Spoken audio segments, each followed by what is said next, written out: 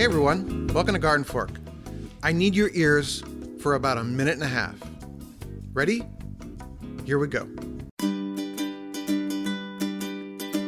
Hi, America. What's up, America? Hey guys, we're just up here in Canada talking about how great you guys are down there, and we thought we'd just send you a little bit of a love note. We're big fans. We like you guys. We know you've got some really big decisions to make. But as you're thinking about your future, we just want you to know that You guys are great. you really are great. You invented the internet. You guys are going to get humanity to Mars. Your national park systems protect some of the most beautiful places on Earth. All your diversity and all your openness. The fact that you're such a giving nation, over $250 billion a year is donated to charities. So wonderful and warm and accommodating. When things are tough, you fight to make them better. The disability rights movement in America is amazing. You are infectious, entertaining. Your gift to the world of jazz music. Bluegrass music, R&B. Biggie and Pac and Political and social activism. Forging new paths. You dream big. Your quest to be the best creates the best. A land of opportunity where anyone can be anything they want to be. The vibrancy and diversity and the idea that we can all live together. You know, America, I think you're already great. You're great, America. We all love you, and we think you've always been great. Thanks, America. I think you're great. Stay great, America. I first read about this in the New York Times, and I thought it was one of the greatest things I saw last week. Was like, and watched and heard, and it just kind of gave me this nice warm feeling, and I wanted to share it all with you. This is a YouTube video that a group of Canadians put together to kind of say, hey, America, you're going through some tough times right now. There's a deep division in the country with the election coming up. And they just wanted to say, tell America it's great. I'll read from the New York Times here. It was the brainchild of the Garden Collective, a creative agency based in Toronto. And in the videos, a diverse and polite group of Canadians earnestly recite all the things they like about the United States. Sometimes friends just need to look out for Sometimes friends just need to look out for each other, says Sherry Walchuk, a founder of the agency. Hey guys, we're just up here in Canada to talk about how great you guys are down there, and we thought we'd send you a little bit of a love note. I mean, how great is that? We're all kind of experiencing a pretty big deal here. I don't watch the news anymore. I just can't. I usually watch the PBS NewsHour. I use the app, the PBS app on my iPad, and I'll watch while I'm getting dinner ready because like the iPad, I love the iPad. It just sits there and you can watch TV on it. And I've stopped. So I don't necessarily watch anything else while I'm cooking. I might listen to a podcast or something. But the country has some pretty strong opinions, or a lot of people in the country have some pretty strong opinions. And there is light at the end of the tunnel there. And I just thought that what these great Canadian friends of ours did was really cool. And there's actually a bunch of Canadians that watch and listen to GardenFork. We've had actually Scott, who's from Canada, on the show here a couple times. He's an agronomist. Pretty cool there. He's also building a treehouse in his backyard for his daughter, which you can look at on the GardenFork TV Facebook group. It's the closed group on Facebook. Just type in GardenFork DIY, I think it is, in Facebook, and it'll show this closed group, and you can ask to join, and we'll let you in. All right. So I just thought I'd share. I kind of love sharing I just kind of like that kind of positive reinforcement stuff like that, because I think the media tends to focus on the sensational, and I think the average person doesn't utter sensational stuff like that all the time. It's kind of a long story, but I happened to run into I don't know if I'd call it a protest, but a kind of a public shout out supporting a bike lane that went down Prospect Park West in Park Slope, Brooklyn. And Prospect Park West is a very upscale, Tony road that goes along Prospect Park, which is a 500 or 600 acre park. And some of the people that lived on Prospect Park West were opposing this bike path that would take up some parking. It would remove some parking from the road.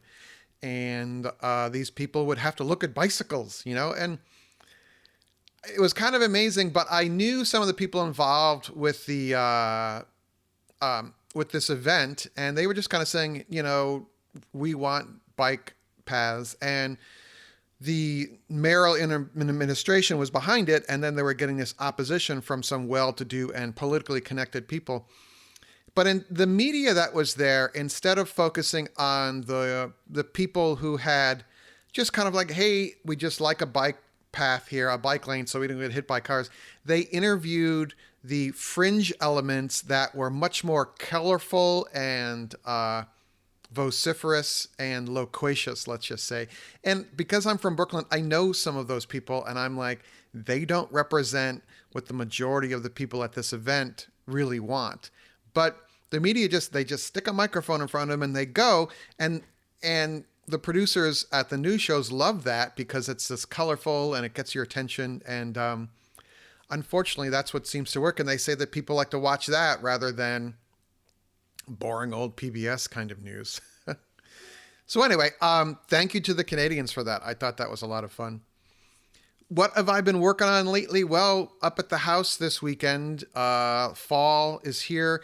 The sugar maples were beautiful last weekend. This weekend, all the sugar maple leaves have dropped all at once. Big windstorm.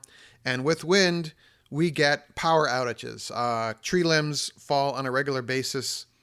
And when they do, so here's, if someone works for a utility company, I'd like to get some feedback on this. You can send an email at radio@gardenfork.tv.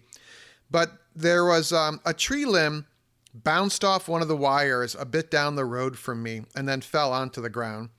And right in front of my house on one of the poles are what some people call circuit breakers or fuses or manual switches. They look like these kind of Frankenstein era electric switches that I've seen the utility workers, they take a big fiberglass pole and they hook onto the end of this rod and they push it back up into the receiver, and it completes the circuit and allows power to run down the line.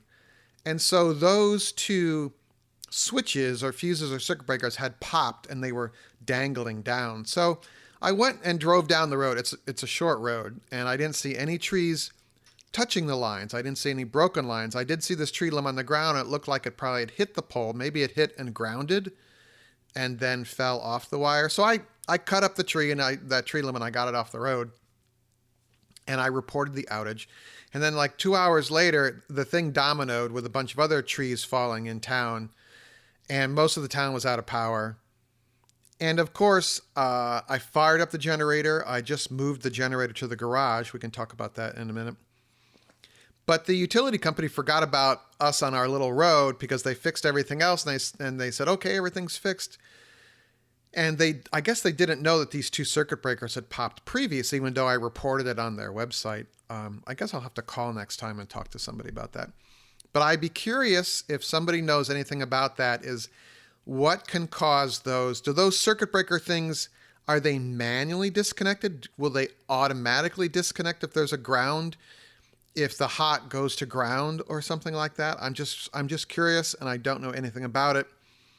And maybe someone right now is talking back to their smartphone or their car radio.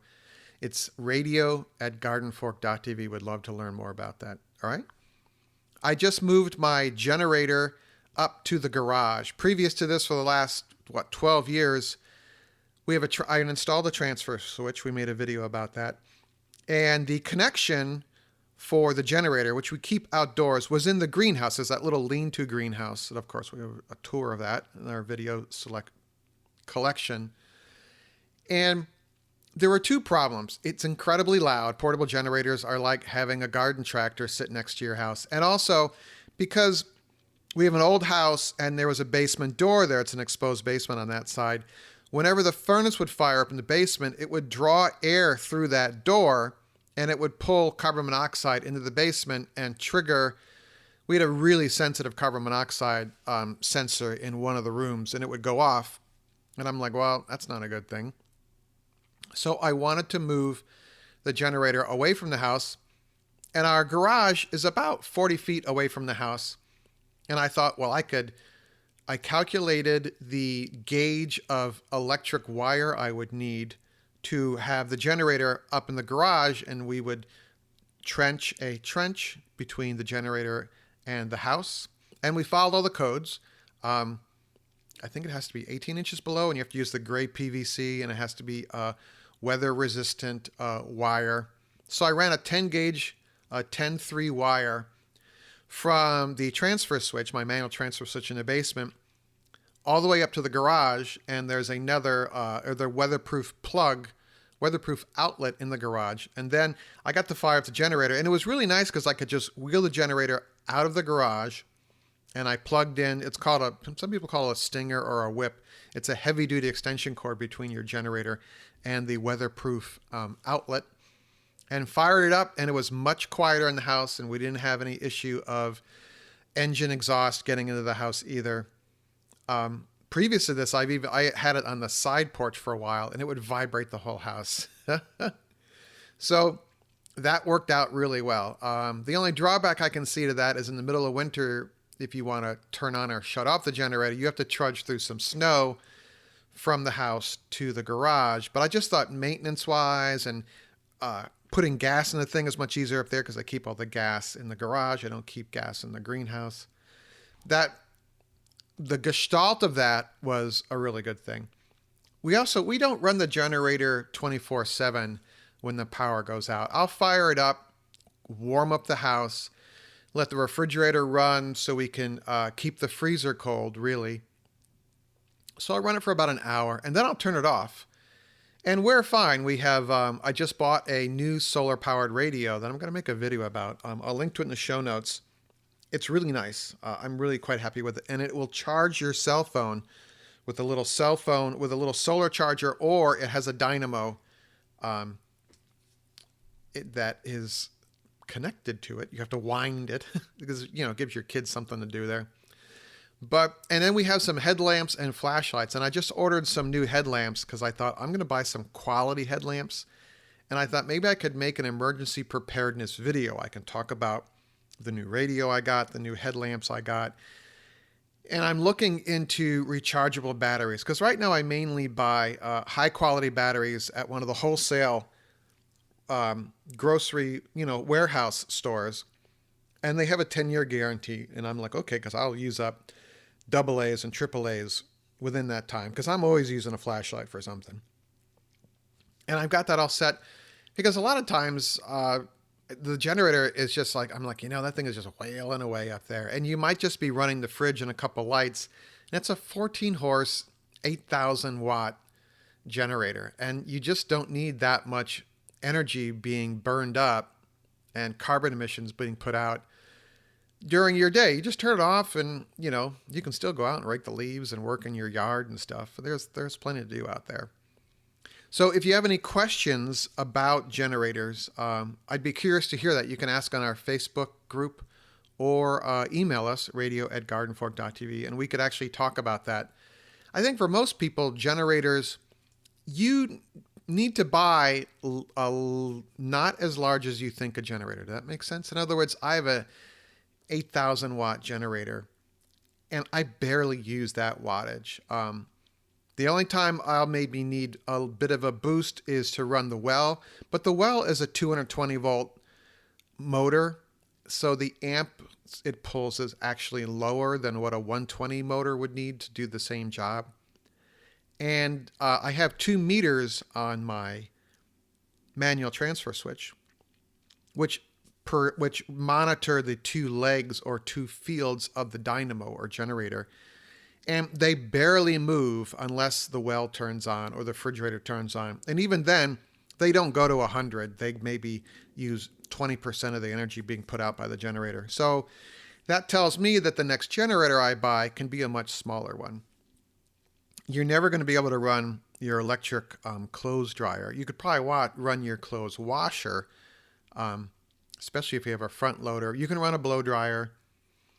But there's a lot of that. Actually, Will, who is on the show here occasionally, just posted in our Facebook group about a manual transfer switch that he installed that can be upgraded to a automatic or on-demand transfer switch. So if you decide to install a standby generator, which is the kind that are fixed on a cement pad and cost quite a bit more, you can still use the same transfer switch. You just do some change to the switch, which is already wired in to your circuit breaker box and you're ready to go. So I'll link to that in the show notes. Pretty neat there. What else is going on here? I got some really cool mail lately. Two different things. We got a really fun wooden plaque that says done is better than perfect. I posted a couple pictures of that online. And that's from the Badler family. They are machinists and they have a tool. If you are a car mechanic and the manifold bolts cause you problems, they have a tool that will help you drill out and re-tap manifold bolts, which are a bear to get off without breaking. So it's called Manibolt, Manibolte. And then I also got a lovely care package of tennis balls from a excellent friend of mine, and I don't have her card in front of me that she sent, so I have to apologize for that. But I'm gonna, in a new viewer mail YouTube video we're making, we're gonna feature both of these fun little packages that we got. So the Labradors love tennis balls, and I love the wooden plaque I got. So that was very cool. Another thing I did recently was I dug a hole in the garden and I started a fire. And then I put some dried beans, tomato paste, onions, bacon, and maple syrup in a Dutch oven, covered the Dutch oven lid with some foil. I dug out half the fire that I had started in this hole. I had lined the hole with some bricks from our pizza oven. And I made these baked beans. They're called bean hole beans or bean hole baked beans overnight. And it was amazing. It was, you know, I don't know if you call that kind of garden cooking hacking or outdoor cooking or whatever, but bean hole cooking is something that's been going on for ages. Loggers used it a lot. It's still very popular in Maine. There's a number of bean hole dinners that different communities I know in my area of Connecticut hold. And I thought, let's just dig a hole in the yard and see what happens. And it's on YouTube. It's on our YouTube channel now. I'll link in the notes here. But it's just fun. You dig this hole, get to play with fire, and the fire will, you're going to cover the fire and the Dutch oven with a piece of tin. I actually burned a hole in one of the pieces of the tin. The coals were so hot.